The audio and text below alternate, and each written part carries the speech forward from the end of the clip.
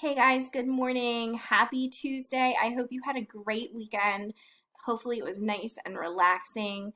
Today's Tuesday, September 8th, and it is E-Day. If you have me for periods 2 or 4, today you are synchronous or live with me on Zoom for class. In class on Zoom today, we will be talking about email etiquette and how to really email your teachers in a formal way that is the best, most clear communicative way for you. We will probably spend about 25 minutes in a lesson and then another 10 to 15 minutes in a breakout room today. And then for my afternoon classes, PM is asynchronous or independent working today. That is going to be an activity called What's Your Word, where you're going to think about a word that represents you and a symbol for that word.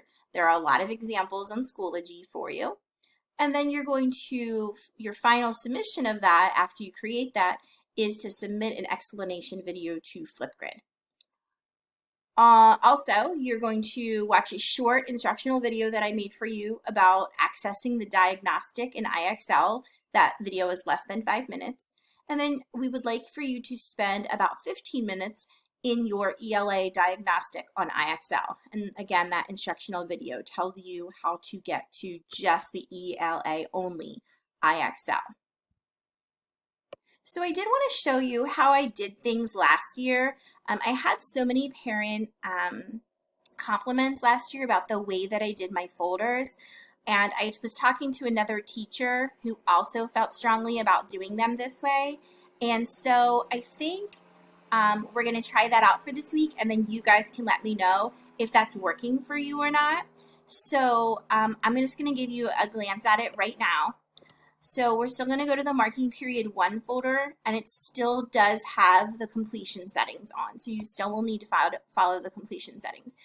Obviously, we are now in week 2 here, the week beginning September 8th, but you're going to now notice, and so you're not going to see these gray days because they are not published yet, but I should have them published by the end of the day today. There's just one more activity that the other English teachers and I are working on together.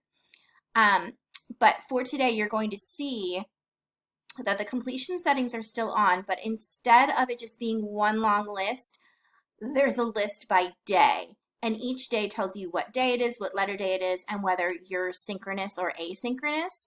And then in the folder has your activities that you should be completing that day.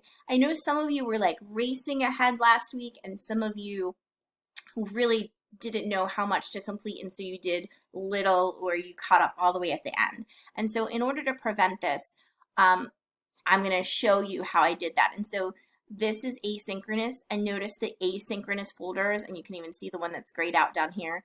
The asynchronous folders still have the completion settings on, and the live ones do not. So it still works the same way, except for I tried to separate it out by day for you so that you knew if you were on track or not. And it still works the same way where I can see your student progress when I click on this. So let's see how this goes. So for today, this is my period 8-9 class. They are asynchronous, and so they would be completing this. And you'll notice if you're in my AM, it will be reversed, and you'll be having your live day today, which they have tomorrow. So if you completely panic about this and it doesn't work for you, send me a message. But I think the response is going to be more that people like having it broken down for them by day. So let me know and we'll go from there. All right, guys, if you are in period 2 or 4, I will see you soon.